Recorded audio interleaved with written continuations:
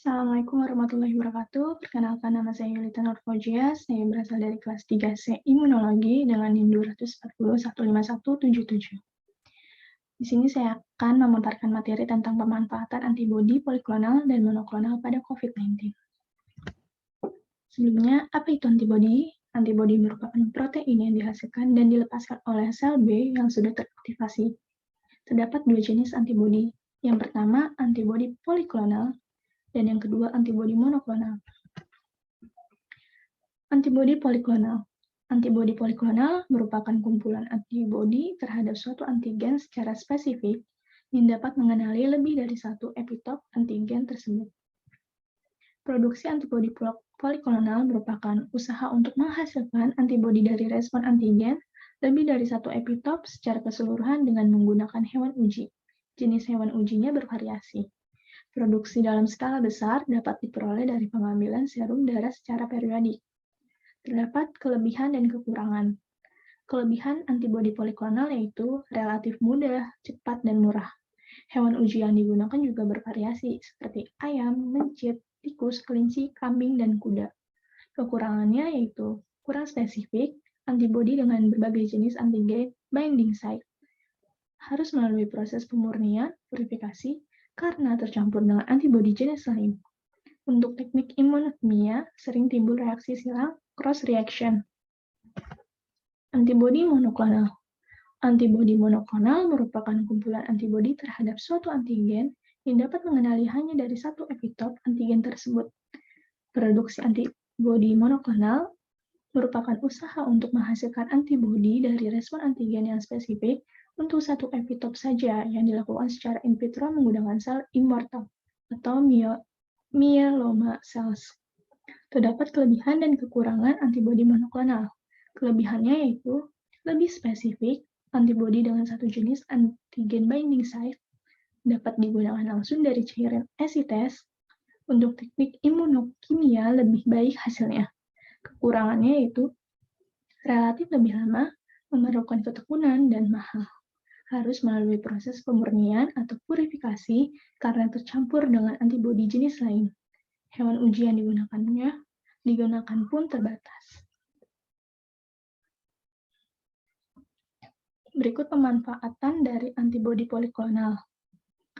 Metode penyembuhan infeksi COVID-19 kini semakin beragam. Salah satu contohnya yaitu terapi antibodi poliklonal. Melalui donor plasma konvalesen, Food and Drug Administration (FDA) merekomendasikan terapi untuk pasien COVID-19 menggunakan plasma konvalesen yang diperoleh dari pasien yang sudah pulih atau sebelumnya terinfeksi. Terapi ini bukan merupakan terapi utama COVID-19, melainkan terapi tambahan. Terapi plasma konvalesen adalah pemberian antibodi poliklonal pasif AB untuk memberikan kekebalan dengan segera yang akan membersihkan infeksi virus dan sel. Terapi ini dikerjakan dengan mengambil donor atau darah dari penyintas COVID-19, kemudian diberikan kepada penderita COVID-19. Darah yang didonorkan ini sudah diproses sehingga yang tertinggal hanya plasma beserta antibodinya. Jadi bukan seluruh darah yang didonorkan, sehingga terapi ini bertujuan untuk mentransfer antibodi COVID-19 dari penyintas ke penderita COVID-19. Berdasarkan penelitian yang dilakukan oleh Rajendra dan kawan-kawan menunjukkan manfaat pemberian terapi plasma konvalesen pada pasien COVID-19. Penelitian ini melaporkan penggunaan plasma konvalesen CCP COVID-19 untuk mengobati pasien COVID-19 tanpa efek samping serius. Risiko umum transfusi plasma yang terjadi adalah reaksi alergi, sirkulasi terkait transfusi, dan cedera paru akut. Terapi ini sudah mendapat persetujuan Emergency Use Authorization EUA dan Food and Drug Administration FDA. Selanjutnya ada pemanfaatan antibodi monoklonal. Terapi antibodi monoklonal merupakan salah satu pengobatan terbaru untuk pasien terkonfirmasi COVID-19. Penggunaannya dikhususkan bagi pasien COVID-19 dengan gejala ringan atau sedang. Obat yang digunakan dalam terapi antibodi monoklonal ini sudah ada di Indonesia dan dikenal juga dengan nama Regdenvimab. Terapi antibodi monoklonal merupakan protein buatan yang mengikuti atau meniru sistem kekebalan tubuh manusia untuk melawan antigen berbahaya seperti virus. Regdenvimab merupakan antibodi monoklonal rekombinan untuk pengobatan COVID-19 yang didapatkan dari sel darah putih penyintas COVID-19. Melalui screening, Regdenvimab menunjukkan potensi paling tinggi dalam menetralisir virus SARS-CoV-2. Terapi antibodi monoklonal, khususnya dengan menggunakan Regdenvimab, sudah dilakukan di beberapa benua dan negara di dunia seperti Eropa, Amerika Serikat, Kanada, Jordan, Saudi Arabia, Uni Emirat Arab, serta Korea Selatan.